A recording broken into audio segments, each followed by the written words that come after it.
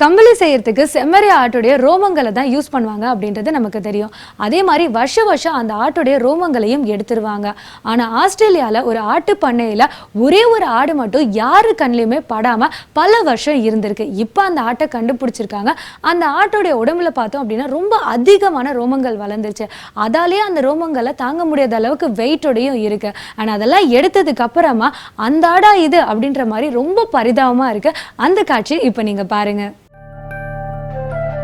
ஆஸ்திரேலியாவில் உலக சாதனை படைக்கும் என்று எதிர்பார்க்கப்பட்ட செம்மறி ஆடு ஒன்று அந்த சாதனையை தவறவிட்டது.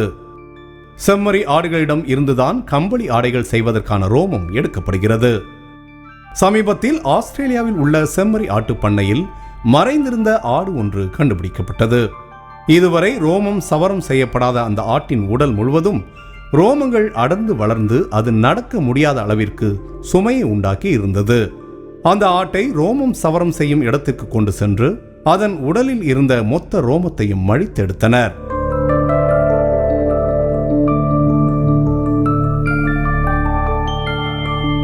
பின்னர் அந்த ரோமத்தை எடை போட்டு பார்த்தபோது 23.5 கிலோ எடை இருந்தது.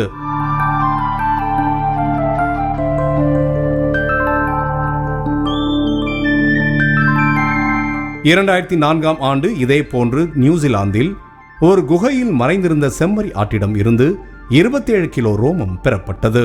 அந்த ஆடு படைத்த சாதனையை ஆஸ்திரேலிய ஆடு முறியடிக்கும் என்ற எதிர்பார்ப்பு இறுதியில் நிறைவேறாமல் போனது.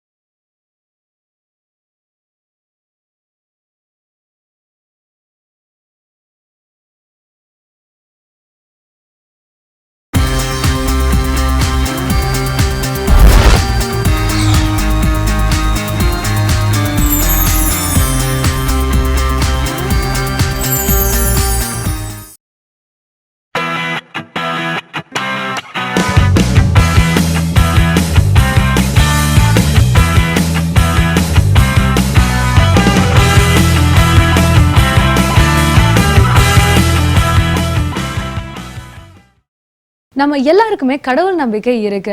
அதுவும் பிள்ளையார்கிட்ட பார்த்தோம் அப்படின்னா ஏதாவது ஒரு விஷயம் வேணும் அப்படின்னா உடனே ஒரு பேப்பர்ல எழுதி மாலையா கட்டி போடுவாங்க. அதுல ஒரு நம்பிக்கை எல்லாருக்குமே அது நடக்கும் அப்படின்றது.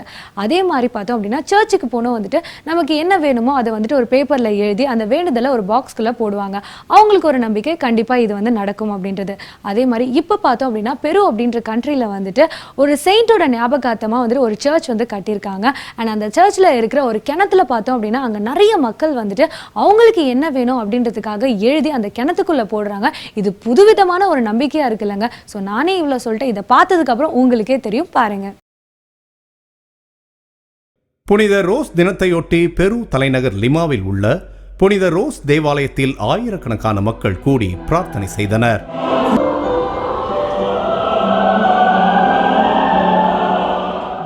புனித ரோஸ் 17ஆம் நூற்றாண்டைச் சேர்ந்தவர். லத்தீன் அமெரிக்க பகுதியில் இருந்து முதல் புனிதராக தேர்வு செய்யப்பட்டவர். இவரது நினைவாக லிமாவில் தேவாலயம் ஒன்று எழுப்பப்பட்டுள்ளது. ஆண்டுதோறும் ஆகஸ்ட் 30ஆம் தேதி புனித ரோஸ் தினம் கொண்டாடப்படுகிறது.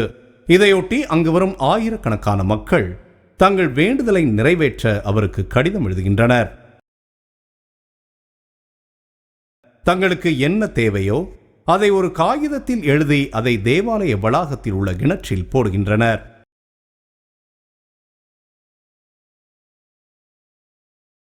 இப்படி செய்வதால் தங்கள் வேண்டுதல் நிறைவேறும் என்று பெரு நாட்டு மக்கள் நம்புகின்றனர். அங்கு வரும் பக்தர்கள் அவரது சிலைக்கு முன்பாக நின்றும் வேண்டுதல் செய்கின்றனர். எல் சால்வடான்ற கண்ட்ரியில் சிறு வயசுல இளம் பெண்கள் பாலியல் தொழில் செஞ்சவங்களை போலீஸ் அரெஸ்ட் பண்ணியிருக்காங்க.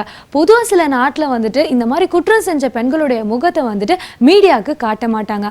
ஆனால் இவங்க பார்த்தோம் அப்படின்னா அரெஸ்ட் பண்ண எல்லாரையும் வந்துட்டு மீடியாவில் காட்டியிருக்காங்க. எதுக்காக அப்படின்னா மேபி இந்த மாதிரி அகெயின் மிஸ்டேக் நடக்கக்கூடாது அப்படின்னு கூட இருக்கலாம் இல்லைங்க. ஸோ இதை பற்றின டீட்டெயிலை இப்போ நீங்கள் பாருங்கள். எல் சால்வடர் நாட்டில் சட்டத்தை மீறி இளம் வயதில் பாலியல் தொழில் நடத்திய சிறு வயது பெண்கள் உட்பட 7 பேரை அந்நாட்டு போலீசார் கைது செய்தனர். பாலியல் குற்றச்சாட்டில் சிக்கி கைது செய்யப்பட்ட 7 பேருமே 13 முதல் 17 வயதிற்கு உட்பட்டவர்கள் என விசாரணை அதிகாரி ஜோஸ் தெரிவித்தார்.